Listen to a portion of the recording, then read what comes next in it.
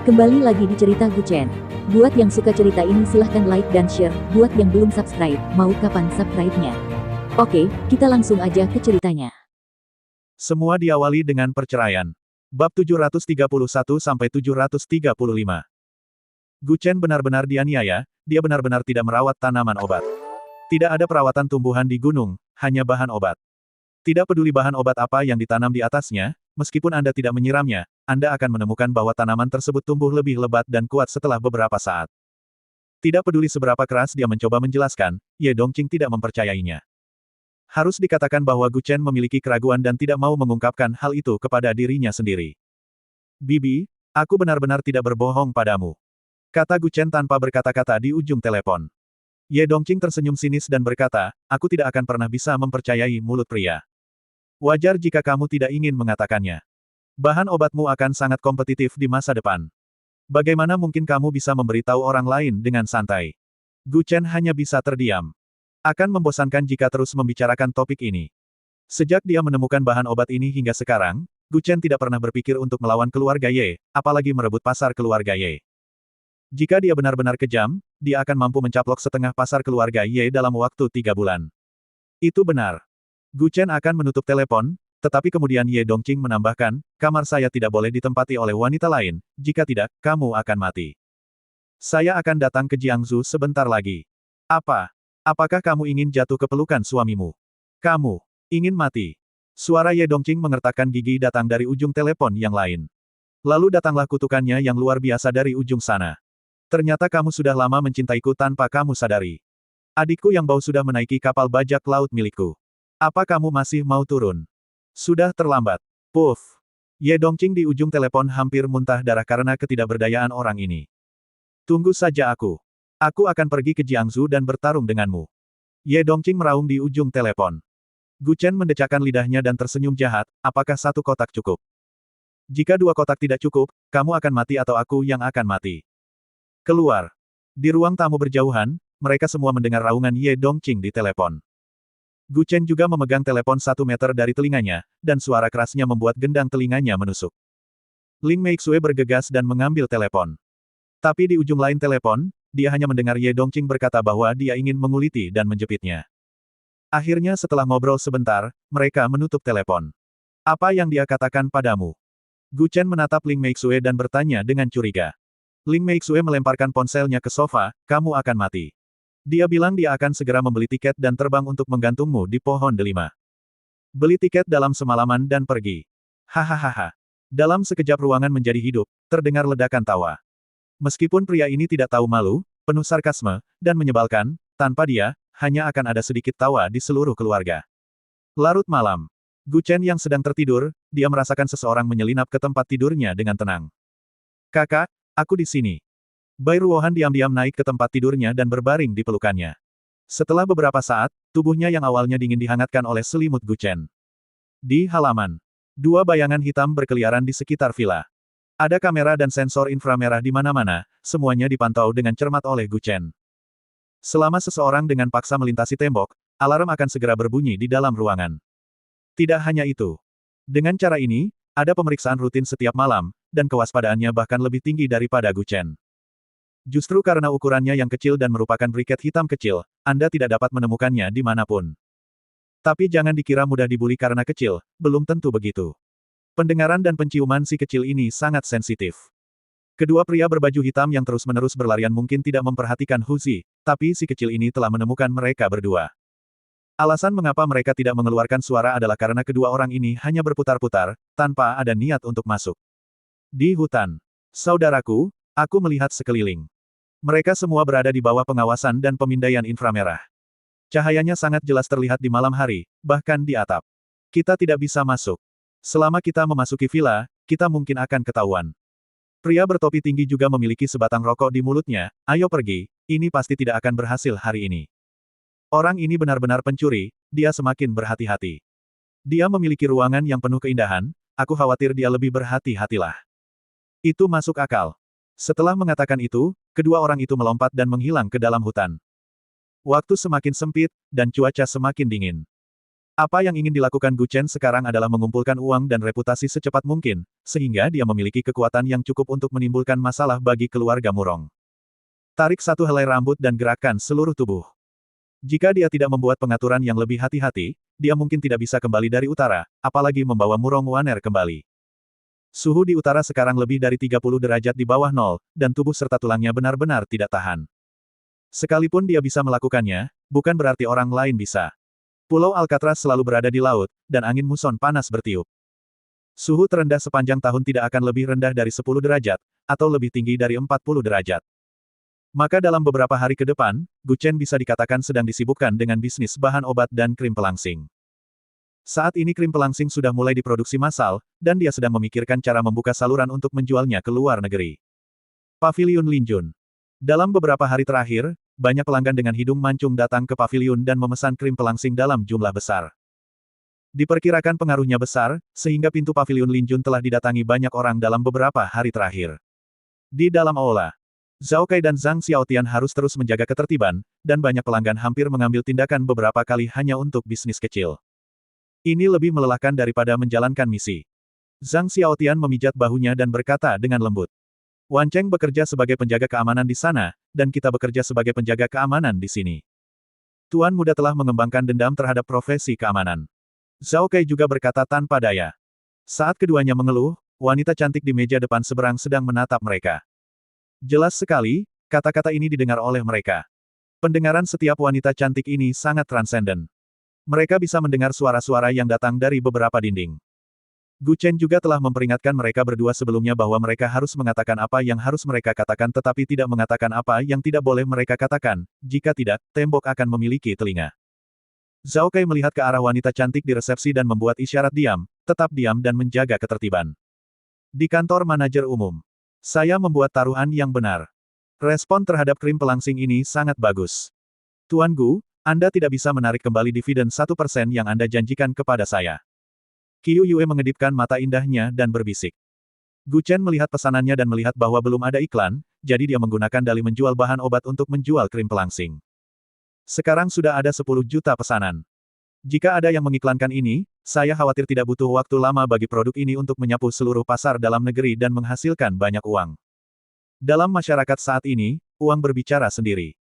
Pernikahan antara keluarga Murong dan keluarga Nalan tidak lebih dari sekedar ketertarikan terhadap kekuatan ekonomi dan pengaruh lokal masing-masing. Gu Chen sekarang menguasai seluruh provinsi Barat Daya. Pusat ekonomi lebih dari 20 kota setingkat prefektur sudah berada di tangannya. Selain kurangnya fondasi, dalam hal perluasan kekuasaan, ia tidak kalah dengan keluarga Nalan. Satu-satunya hal adalah sistemnya tidak cukup sempurna dan ia tidak memiliki fondasi. Keluarga Nalan telah menjadi pangeran selama beberapa generasi, yang membuat orang merasa tidak mungkin tercapai. Inilah sebabnya Gu Chen mencoba yang terbaik untuk mendapatkan pengaruh. Gu Chen melihat laporan pesanan di folder itu dan tersenyum tipis, kata-kata seorang pria sulit untuk ditepati, tapi aku pasti akan memberikan apapun yang telah aku janjikan padamu. Menyegarkan. Qiu Yue mengangkat dagu Gu Chen dengan kipas dan berkata sambil tersenyum buruk, tahukah kamu apa yang paling aku kagumi darimu? Apakah itu? Kamu sangat tidak tahu malu. Gu Chen terdiam. Qiu Yue tertawa terbahak-bahak saat melihat ekspresi Gu Chen. Pinggang tipisnya terpelintir lebih fleksibel daripada ular, terutama karena congsamnya sangat pendek sehingga hampir tidak bisa menutupi pahanya. Ini sudah awal musim dingin, tapi tidak memberi dampak apapun meskipun musim dingin. Meskipun kamu terlihat fasih dan tidak bisa diandalkan, kamu tetap menepati janjimu dan terlihat seperti laki-laki. Qiu Yue mengangkat alisnya dan berkata sambil menyeringai. Gu Chen tidak bisa menahan diri untuk tidak memutar matanya ke arahnya, aku tidak cukup jantan sebelumnya. Qiu Yue menyilangkan kaki indahnya dengan mengenakan stocking sutra, dengan sengaja melepas sepatu hak tingginya, dan menepuk dadanya sedikit dengan jari kakinya, kalau begitu kapan kamu membiarkan aku melihat betapa kuatnya kamu? Gu Chen tercengang. Wanita baik. Dia selalu menjadi satu-satunya yang menggoda wanita lain. Dia tidak pernah digoda oleh seorang wanita. Semakin proaktif dia, Gu Chen semakin panik. Ibu Zhang Wuji pernah berkata bahwa seorang pria tidak boleh mempercayai setiap kata atau perbuatan wanita cantik, bahkan tanda baca pun tidak memberinya perasaan bahwa dia adalah manajer yang sempurna dan terampil. Mampu mengendalikan seorang pria di telapak tangannya, jika dia ingin berkencan dengannya, dia harus berhati-hati. Gu Chen akan membiarkan Qiu Yue melakukan bisnisnya sekarang. Namun kekuasaan sebenarnya masih ada di tangan Gu Chen, sama seperti Wan Li yang sudah 30 tahun tidak berada di pengadilan, namun ia masih memegang kekuasaan atas urusan-urusan besar nasional.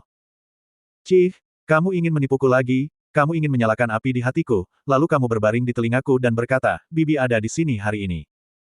Jika kamu melakukan trik ini, aku akan. Gu Chen masih berkata, sebelum dia selesai berbicara, Qiu Yue mengeluarkan 2 potong es dari kulkas kecil di sebelahnya dan melemparkannya ke dalam kopinya. Dia dengan santai memegang secangkir kopi di depan Gu Chen dan meminum kopi dengan es batu. Apa yang baru saja dikatakan Tuan Gu? Qiu Yue mengaduk kopi dan tersenyum ringan. Detik berikutnya, Gu Chen meluncurkan dirinya ke depan dan bergegas ke arahnya. Tahukah kamu akibat membuat marah serigala? Gu Chen memeluk pinggang Qiu Yue dan mengangkat pahanya yang seputih salju dengan tangan kirinya. Dia tampak seperti hendak mencium bibir Qiu Yue. Jangan salahkan Gu Chen, dia telah menanggung terlalu banyak hal yang tidak dapat ditanggung oleh pria biasa. Jika dia tidak menjaga sikapnya pada gadis ini hari ini, di masa depan dia tidak akan bisa membedakan antara raja dan raja dunia. Tepat ketika mereka hendak berciuman di saat-saat terakhir, Qiu Yue sudah memejamkan mata dan hendak mencium bibir merah muda dan lembabnya. Tetapi, pintunya tiba-tiba terbuka. Nona Qiu, seseorang sedang mencari Anda di luar. Seorang resepsionis cantik dengan kuncir kuda langsung membuka pintu. Namun melihat pemandangan di hadapannya, gadis itu langsung menghalangi pandangannya dengan map di tangannya. Aku salah, aku akan segera pergi. Silahkan lanjutkan. Kembali. Pada saat ini, Qiu Yue mendorong Gu Chen menjauh sedikit, dan menjadi serius dalam sedetik, seolah-olah tidak terjadi apa-apa barusan. Apakah kamu melakukannya dengan sengaja? Hati Gu Chen terasa seperti seseorang telah mencubitnya dengan keras. Perasaan diganggu di tengah jalan sungguh tidak nyaman. Kentang. Dia seharusnya sudah menebaknya sejak lama, bagaimana gadis ini bisa menyerah begitu saja. Gadis berkuncir kuda ini memiliki pendengaran yang luar biasa. Bagaimana mungkin dia tidak mendengar apa yang terjadi di dalam? Bagaimana dia berani memutar pegangan pintu dan masuk? Dalam keadaan normal, ketika membicarakan sesuatu, pintunya terkunci. Jadi semua ini sudah diatur oleh Qiu Yue sebelumnya. Pantas saja rata-rata pria tidak bisa melakukan lebih dari 3 trik di tangannya, dan tak sedikit yang masuk penjara karena dia. Jika kamu menggodaku seperti ini beberapa kali lagi, aku mungkin tidak berguna. Gu Chen mendesah. Gadis dengan kuncir kuda dan Qiu Yue tidak bisa menahan tawa. Oke, ada apa? Qiu Yue mengerucutkan bibirnya dan mencibir. Nona Sisi ada di sini. Mendengar ini, Gu Chen tidak bisa menahan diri untuk tidak mengangkat kepalanya yang terkulai. Dalam benaknya, dia teringat sosok anggun Fan Sisi dan suaranya yang menyenangkan. Apakah kamu berbicara tentang Fan Sisi? Gadis dengan kuncir kuda itu mengangguk sedikit, iya. Fan Sisi, aktris cilik paling populer saat ini, yang menyanyi dengan sangat baik. Dia sudah lama mengenal Tuan Gu, dan Anda dan dia memiliki hubungan yang baik. Kata Qiu Yue dengan ekspresi cemburu. Gu Chen sengaja meluruskan kerah bajunya dan berkata sambil tersenyum buruk, tentu saja, saya memiliki hubungan yang sangat baik dengannya setelah hari itu.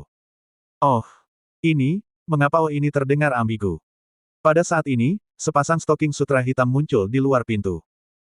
Detik berikutnya, wajah menawan Fan Sisi pertama kali muncul di depan pintu. Hanya saja terakhir kali ada sedikit kemudahan di matanya, dan kali ini kita bertemu, ada sedikit kedewasaan dan pesona. Hei, ini seperti bertemu bintang besar. Apa aku harus minta tanda tangan? Gu Chen berkata sambil tersenyum lucu, tapi harus kukatakan atau tidak, Sisi menjadi lebih baik dan lebih baik sekarang. Anda bahkan memakai bra pria. Hahaha, kakak Gu masih lucu sekali. Fan Sisi tidak marah sama sekali dan membiarkan mata Gu Chen melihat ke sekeliling pahanya, aku di sini kali ini, sedang mencoba untuk mendapatkan bisnis dari kakak Gu. Kamu hanya bercanda. Setelah Fan Sisi mengalahkan Justin terakhir kali, statusnya di industri hiburan juga meningkat, dia menerima banyak tawaran iklan, dan ada banyak orang-orang mencarinya untuk syuting serial TV dan film. Dia sangat sibuk selama periode ini. Namun, yang tidak diketahui Gu Chen adalah, Fan Sisi datang ke Jiangsu untuk bekerja sama dengannya. Fan Sisi menolak undangan program dari beberapa bos besar di kota kekaisaran, bahkan sampai menyandang label sebagai nama besar. Dia lebih suka dituduh oleh banyak orang sebagai orang terkenal, kemudian dia harus melepaskan pengaturan kerja itu dan datang ke Jiangsu. Hanya untuk membalas Gu Chen karena telah membantunya terakhir kali. Saya ingin mendukung krim pelangsing ini untuk Anda, apakah menurut Anda tidak masalah? Adapun imbalannya, saya akan menyerahkannya kepada Anda. Ketika Gu Chen mendengar ini, dia langsung bereaksi. Respon terhadap krim pelangsingnya memang sangat bagus, tapi dia masih harus mempekerjakan seseorang untuk mengiklankannya. Sekarang Fan Sisi memiliki lalu lintas seluler yang tinggi. Salah satu dukungannya kemungkinan besar akan membuat suatu produk menjadi populer. Tidak peduli berapa banyak orang yang membayar mahal untuknya, mereka tidak dapat membuat janji. Benarkah? Gu Chen bertanya dengan kaget. Asisten yang berjalan di sebelahnya mengeluh, benarkah? Sisi kami adalah bintang besar. Dia datang ke Jiangsu untuk membantu Anda membuat iklan, kami bahkan menolak proposal pria gendut itu. Bisakah itu palsu? Yang disebut pria gendut itu adalah sutradara yang sangat terkenal di ibu kota kekaisaran. Fan Sisi hanya tidak memiliki reputasi yang baik, tetapi Gu Chen harus mengakui bahwa Fan Sisi memiliki beberapa kemampuan karena Fan Sisi telah membuat banyak acara TV dan film sukses. Fan Sisi tidak hanya menghasilkan puluhan miliar, tetapi bintang-bintang yang pernah berkolaborasi dengannya juga menghasilkan banyak uang. Kekayaan bersihnya yang besar semuanya dimulai ketika dia berkolaborasi dengan pria gemuk untuk membuat film. Pada dasarnya, siapapun yang pernah membuat film bersamanya, baik pria maupun wanita, akan bernilai setidaknya beberapa kali lipat di masa depan. Berapa banyak selebritas yang mencoba bekerja sama dengannya, menawarkan uang dan hadiah, tetapi mereka mungkin tidak mendapat kesempatan, tetapi pria gendut itu secara pribadi mendekati Fan Sisi dan ingin membuat film dengannya. Akibatnya, Fan Sisi langsung menolak dan mengatakan bahwa dia akan pergi ke Jiangsu untuk syuting iklan produk Gu Chen. Karena kejadian ini, ia masih memiliki banyak pengaruh di dunia hiburan ibu kota kekaisaran. Orang mengatakan bahwa Fan Sisi bertingkah seperti nama besar ketika dia pertama kali menjadi populer, dia tidak tahu seberapa tinggi langitnya.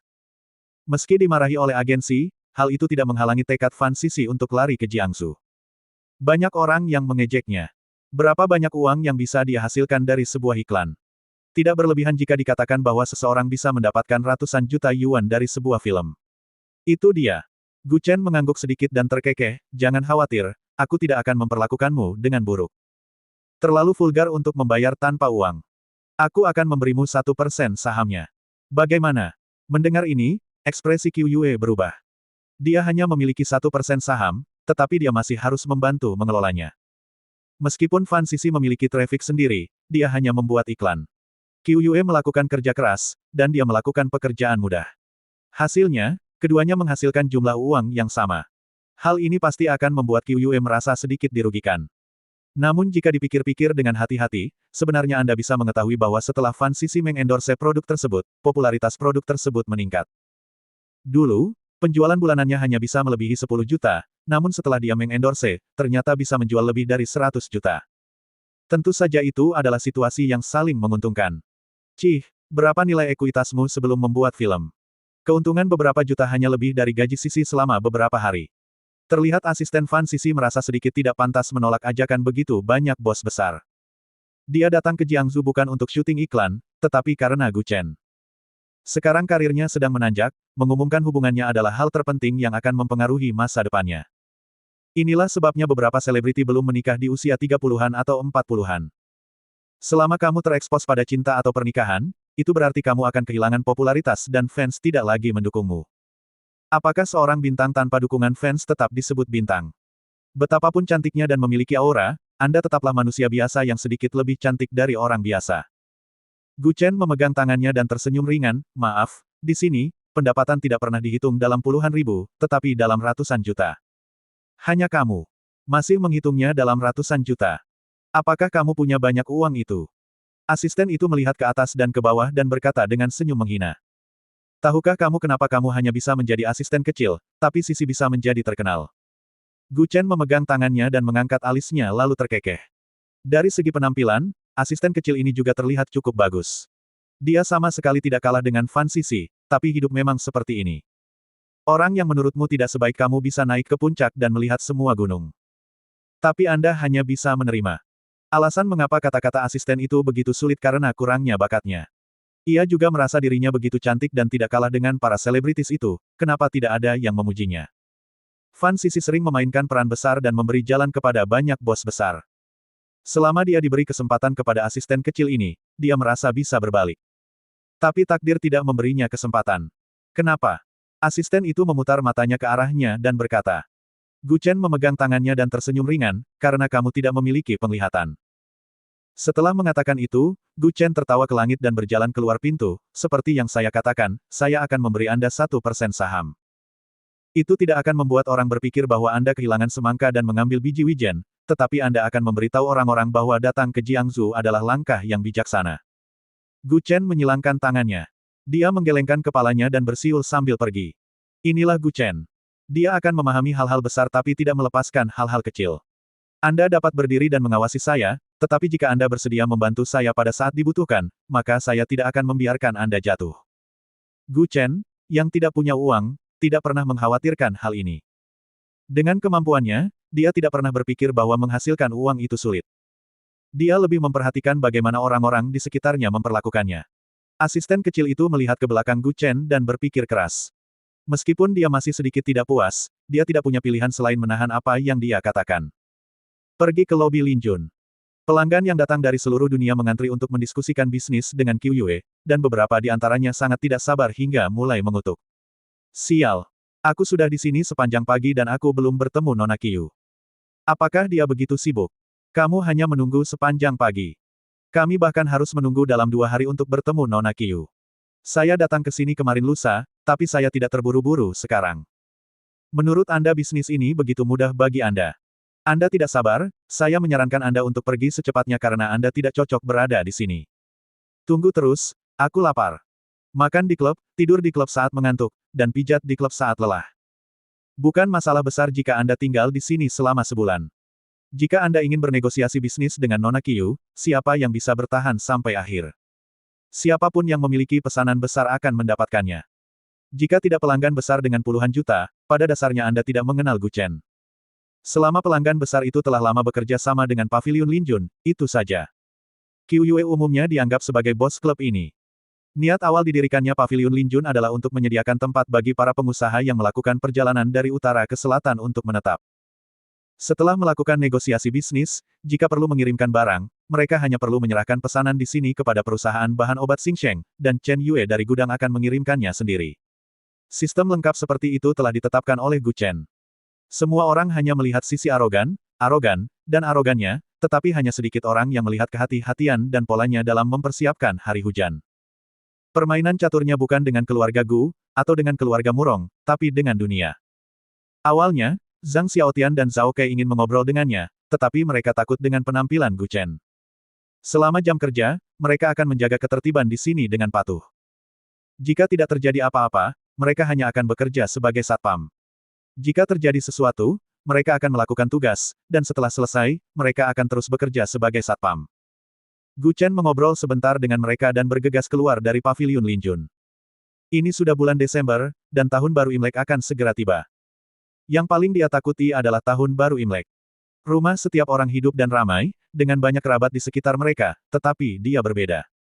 Meskipun gurunya bersamanya, Gu Chen sebenarnya sangat kesepian di dalam. Para psikolog mengatakan bahwa orang yang biasanya tertawa dan tertawa sering kali adalah orang yang paling tidak percaya diri. Di langit, sekawanan burung yang bermigrasi terbang ke selatan Yunan. Terkadang Gu Chen hanya bisa menghela nafas, bahkan burung pun punya rumah, tapi di mana rumahnya sendiri. Dia tidak bisa menahan diri untuk tidak membungkus tubuhnya dengan mantel, merasa tahun ini sangat dingin. Berjalan di jalan, dia berencana untuk kembali ke Junli Group. Tapi dia selalu merasa seolah ada sesuatu yang mengikutinya di belakangnya. Saat dia berbalik, dia melihat ada Rolls-Royce yang perlahan mengikutinya. Apakah ada yang salah? Gu Chen melihat kembali ke Rolls-Royce dan bertanya dengan marah, jika terjadi sesuatu, keluar saja dari mobil dan beritahu saya.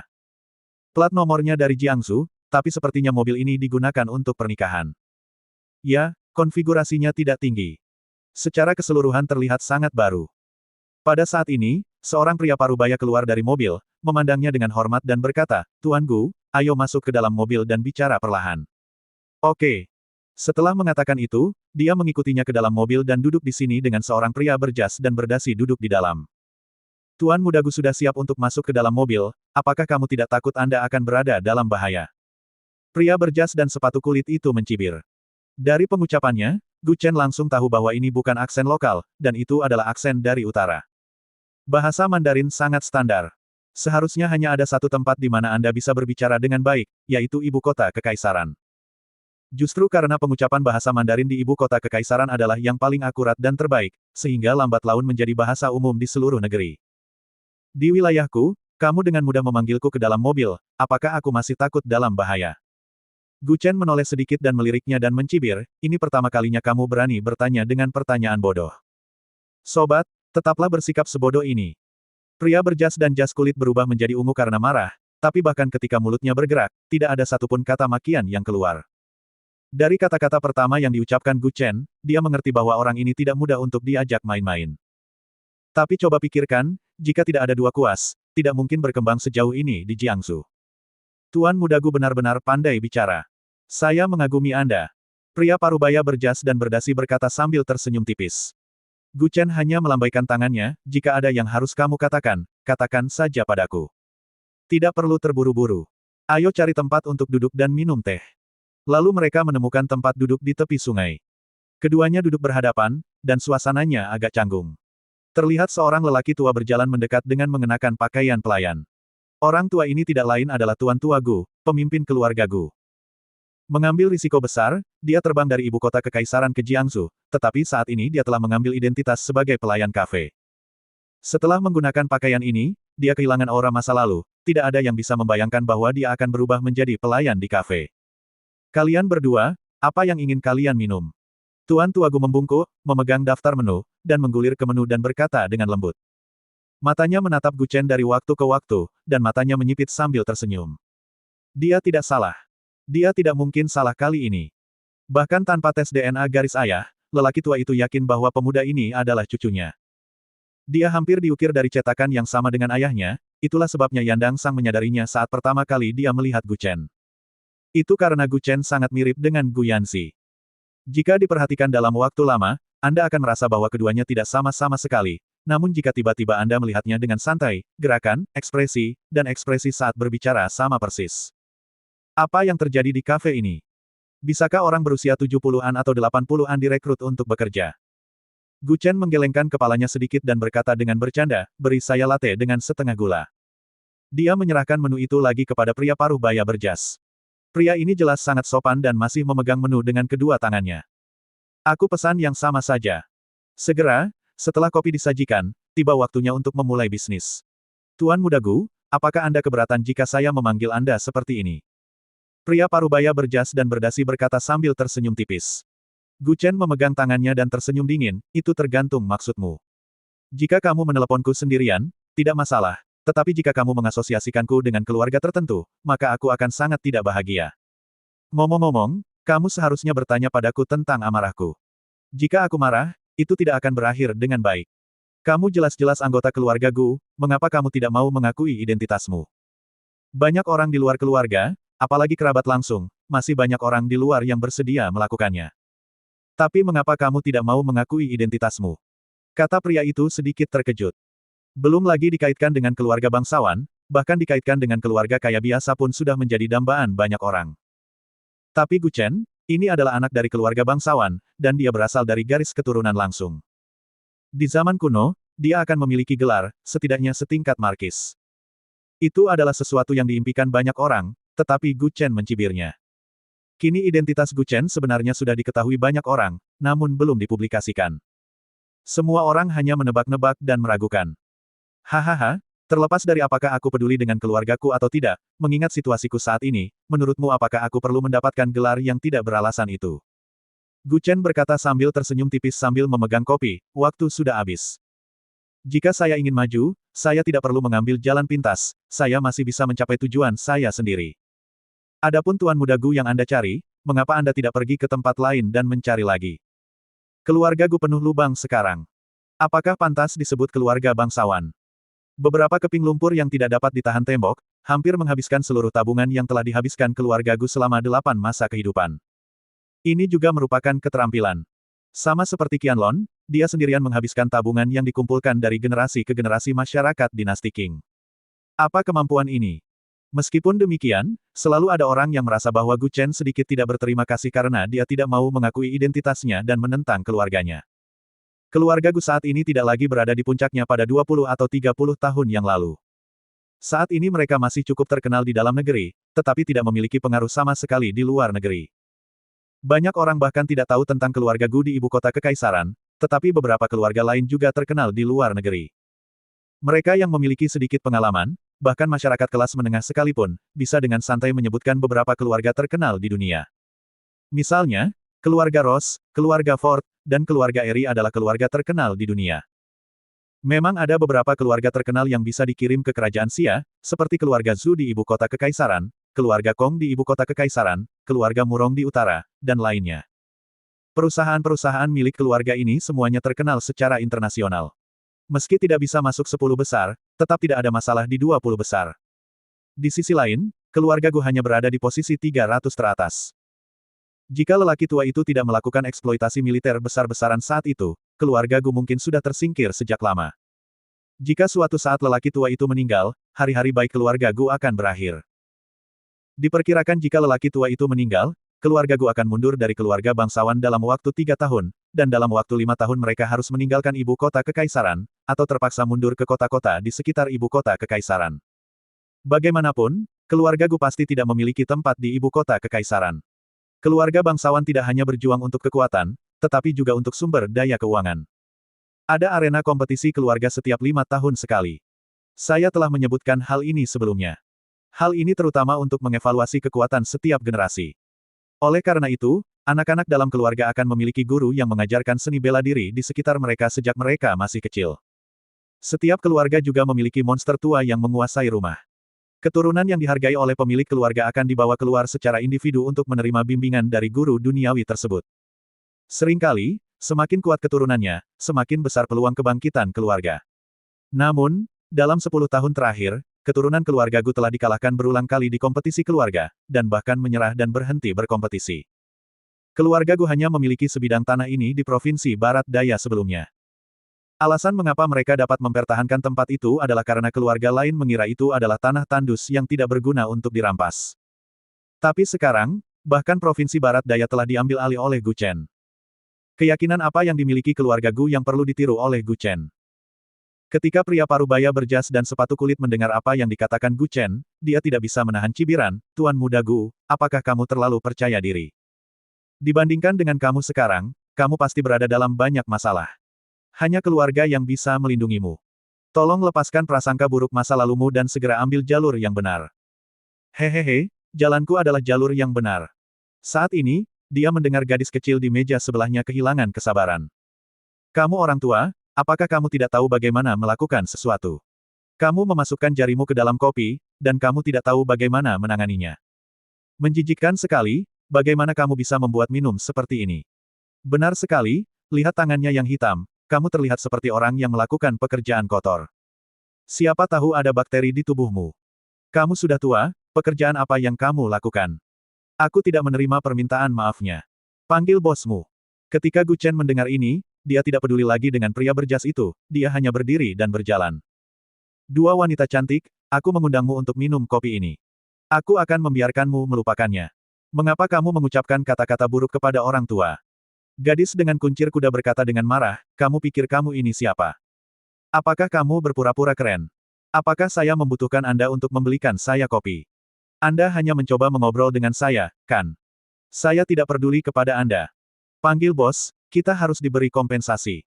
Teriak gadis berponi lurus lainnya. Pramusaji lain di dekatnya juga dengan cepat memanggil pemilik toko tersebut. Pemilik toko berlari keluar dengan cepat. Ketika dia melihat Gu Chen, dia tidak bisa menahan perasaan berdebar di hatinya. Dia segera berkata dengan hormat, "Tuan Gu, mengapa Anda ada di sini? Anda tidak menyalahkan saya karena terlalu sibuk, kan? Saya tidak memperlakukan Anda dengan baik, tolong maafkan aku. Saya harap Anda tidak akan pernah memberitahu Tuan Bao. Jalan-jalan ini adalah area manajemen inti Zhang Bao. Satu kata saja bisa membuat toko ini tak mampu bertahan." Zhang Bao dan Gu Chen sering terlihat mengunjungi kafe ini untuk membicarakan berbagai hal. Tentu saja pemilik toko ini mengenal Gu Chen. Kembalikan uang mereka 3 kali lipat. Bahkan harga secangkir kopi ini, Anda tidak akan pernah berbisnis dengan kedua orang ini mulai sekarang. Saya tidak menerima orang tanpa sopan santun dan kebijaksanaan. Gu Chen menyilangkan tangan di belakang punggungnya. Pemilik toko menyeka keringat dinginnya dan mengangguk berulang kali, "Ya. Saya akan segera melakukannya." Dalam kegelapan di sekelilingnya, ada lusinan Master Top yang bersembunyi dan siap keluar kapan saja. Orang tua itu telah menetapkan bahwa setiap orang harus menjaga jarak 20 meter darinya, dan tidak ada yang bisa melihat bahwa dia, seorang lelaki tua, ditemani oleh puluhan pengawal pasukan khusus. Tak lama kemudian, kedua gadis yang baru saja berteriak itu diusir, dan kafe tersebut juga memblokir semua WeChat, nomor telepon, dan semua metode pembayaran mereka. "Anak muda, bisakah kamu mengambil langkah untuk ngobrol? Tuan Tuagu melepas celemeknya dan berkata dengan lembut. Gu Chen meliriknya, tidak berkata apa-apa, dan melangkah keluar dari kafe. Tidak berbicara berarti persetujuan. Jadi Tuan Tuagu segera meletakkan celemeknya dan segera mengikutinya. Di alun-alun tepi sungai. Hari ini sangat berangin dan tidak banyak orang. Gu Chen berdiri di tepi sungai dan membiarkan angin mengacak-acak rambutnya. Kamu masih datang ke Jiangsu. Itu lebih cepat dari yang kukira. Pria parubaya berjas dan setelan kulit yang diajak bicara di kafe pada pandangan pertama tampak seperti orang luar, jadi Gu Chen telah mempermainkannya. Apakah kamu tahu siapa saya? Tuan Tuagu bertanya dengan sedikit terkejut. Gu Chen menggenggam tangannya di belakang punggungnya dan tidak bisa menahan diri untuk tidak mencibir, kepala keluarga Gu, siapa yang tidak mengenalmu? Jika saya tidak punya sedikit kearifan ini, lalu kenapa tidak? Kenapa kamu harus memanggilku seperti itu? Aku kakekmu. Kenapa aku tidak ingat kalau aku punya kakek? Oh, setiap perkataan ibarat pisau yang menusuk hati. Kita semua adalah satu keluarga, kenapa kita tidak bisa jujur satu sama lain? Tuan Tuagu berkata dengan air mata berlinang sambil melihat ke belakang. Sakit, kan? Punggung Gu Chen menghadap ke arahnya, tapi wajahnya sudah dipenuhi air mata. Namun, air matanya tidak terdengar dan nada bicaranya terkendali dengan lancar. Ada 3.000 kata di dunia, tapi kata, cinta, paling menyakitkan. Baik itu cinta, persahabatan, atau kasih sayang keluarga, ini jauh lebih menyakitkan daripada rasa sakit fisik. Gu Chen tidak pernah meneteskan air mata selama 9 kematian di medan perang berdarah, tapi hari ini dia meneteskan air mata tanpa alasan yang jelas. Rasa sakit yang kamu rasakan tidak jauh lebih buruk dari apa yang aku alami selama ini. Kata Gu Chen sambil tersenyum dingin. Bersambung. Season 1 selesai sampai bab ini. Lanjut di season 2 di hari Senin.